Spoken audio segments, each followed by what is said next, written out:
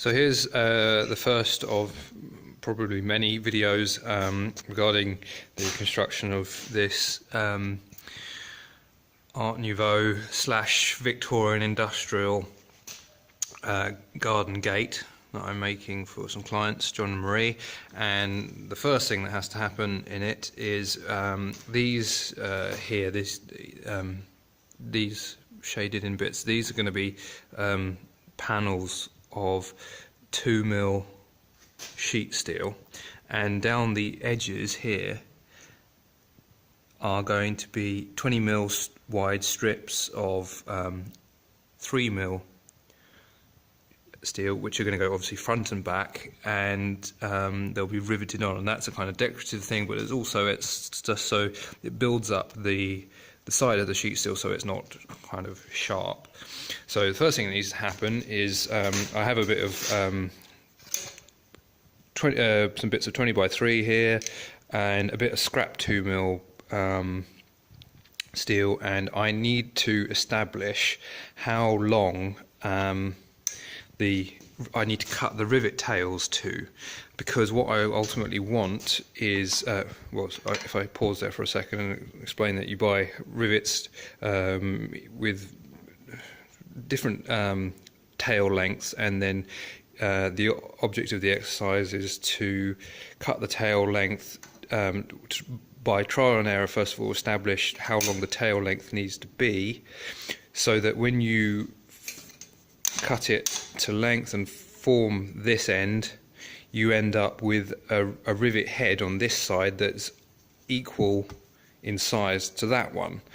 So for example, here's a pair of tongs which I recently made, which are for holding 25mm round bar, and in here is a 10mm rivet. So there's the kind of I don't know what you call it, like native side, you know, the pre-made side, and then here is the side which I've riveted over myself, and I've just done that by hand without any riveting tools.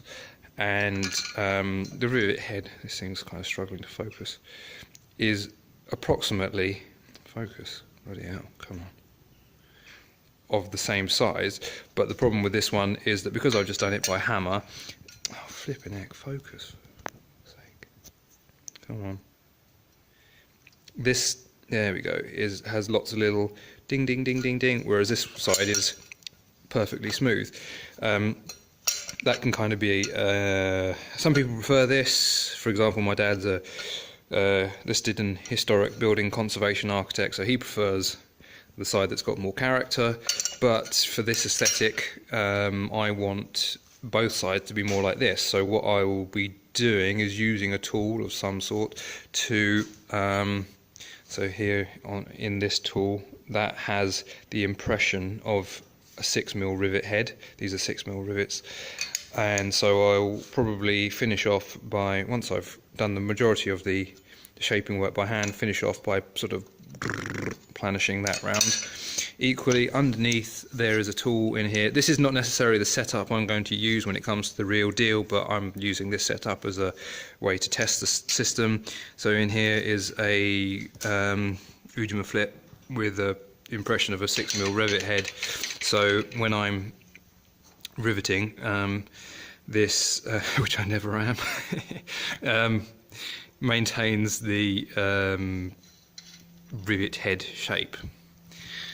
So now what I have to do is cut these to a variety of lengths to establish how much material I need. The rule of thumb, I believe, is that to get the rivet head to be of equal size to the other side is 1.5 times the diameter of the rivet tail. So these being 6mm rivets, I'd want 9mm of tail. What would always be fantastic, which is not going to happen in this case, is that you can buy rivets in different tail lengths. So these ones are 40, I think you can buy them 20, 25, 30, 40, 50. It would be fantastic if you can buy them. I buy a size that is the right tail length already, because I haven't got to cut, well, how many rivets are on there, I don't know, quite a lot.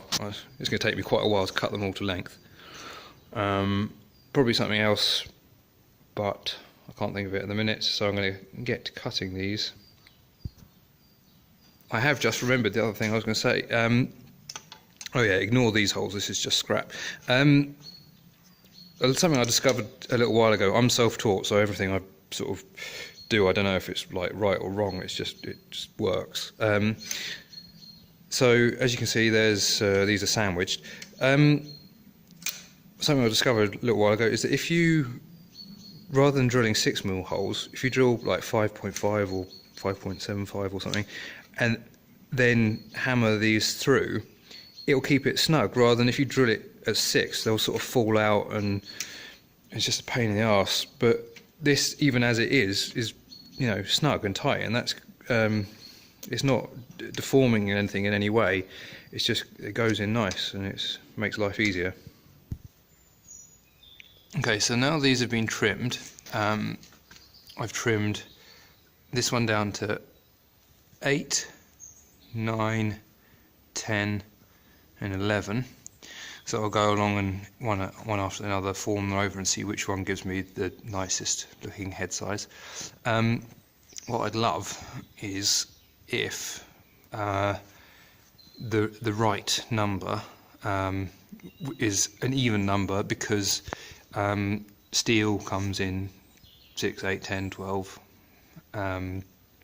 thicknesses, and if I discover that I need 12, 10, whatever, of tail length, I can just get a bit of scrap 10mm thick, 12mm thick bar, drill the hole through it, and then one after another push the rivets in, push the rivets through, snip them to length. So I've got a former, so I haven't got to individually measure, you know, 10mm, 10mm, 10mm, and just push it through, chop, push it through, chop. So I think what I'll do is I think I'll set these down cold, i.e. without any heat, and then tart up the, excuse me, that's probably prettied up, or whatever you want to call it, the heads hot.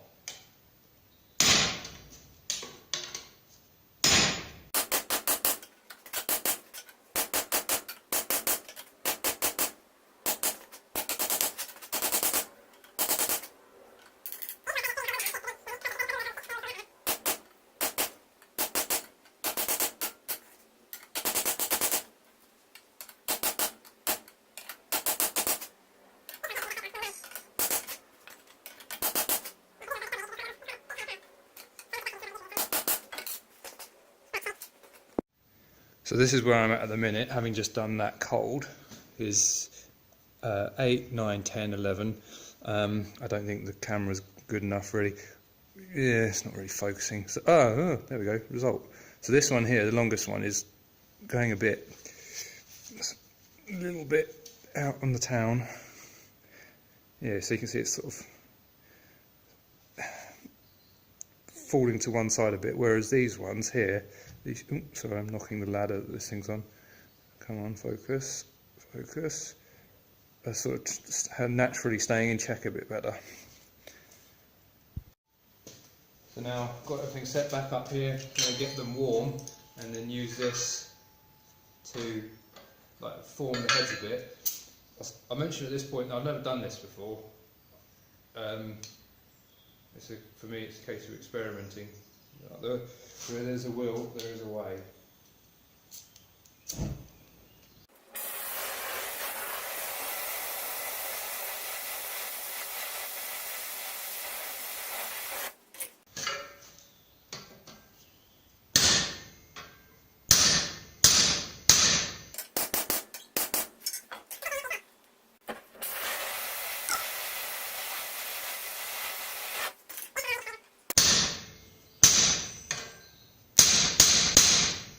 This ain't too sad. Fuck, oh you twat. Yeah, okay, well I fucked that up because I let the thing jump. Bollocks. Well, one down. At least the principle works, but not letting the tool jump and then scarring the top of the rivet would be better. Come on, focus, you piece of... Focus. Anyhow, there's the first side. Ah, there you go, focusing. So, yeah, rock on. Oh, crap, let me put that back there. Continue.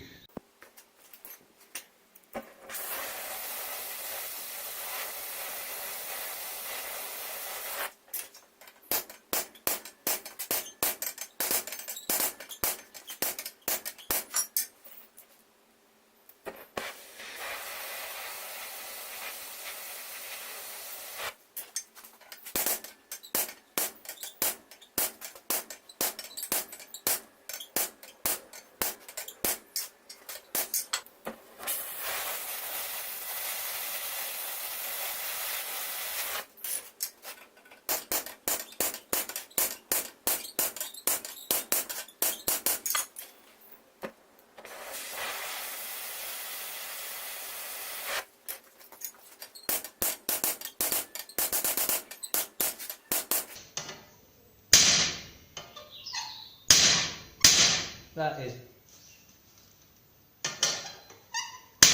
effing A.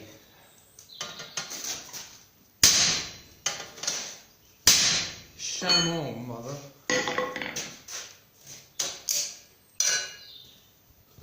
Oh, yes. Oh, sorry.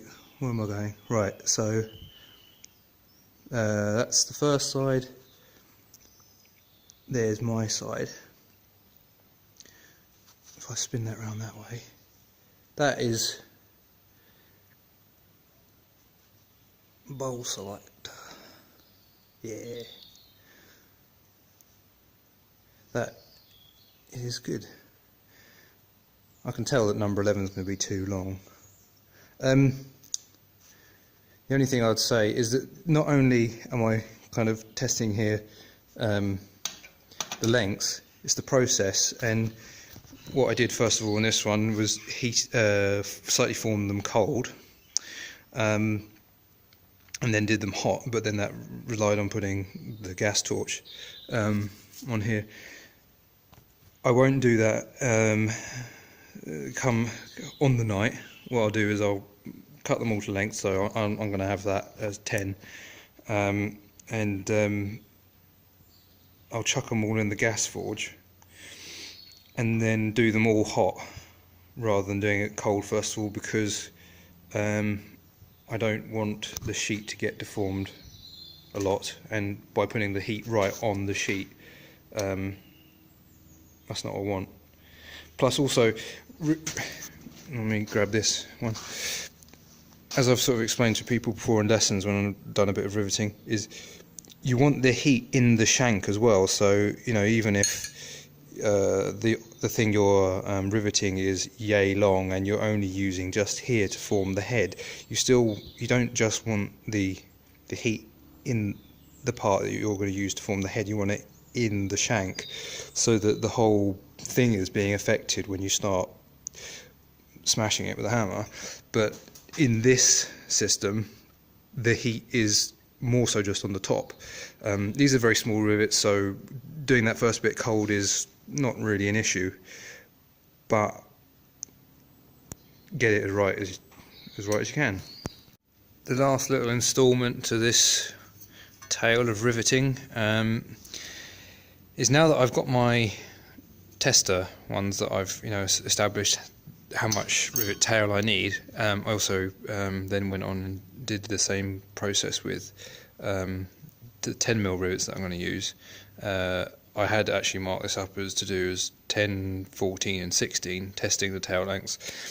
Sorry, 12, 14 and 16. But as soon as I did the first one, I was like, no, that's fine, that's game on. So, for example, with this, the sandwich is going to be 3, 2, 3. so that makes 8mm thickness in total, plus the 10 that I need on the rivet tail gives me 18. So what I've done then is, let me get those out of there, gone and got a bit of scrap bit of 10, scrap bit of 8, and drilled through them both, so that when I slot my rivets through I can just go zoom zoom and take them off to the right length.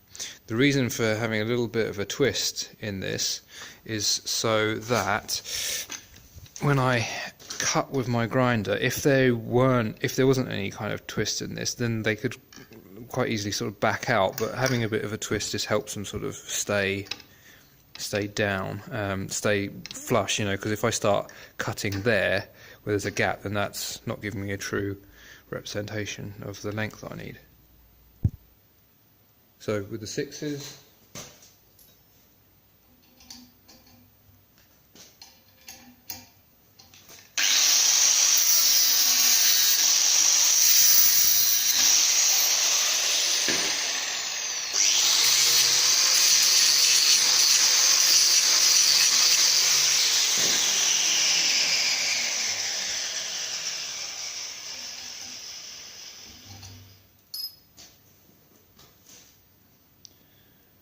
so it means you don't have to individually measure each one.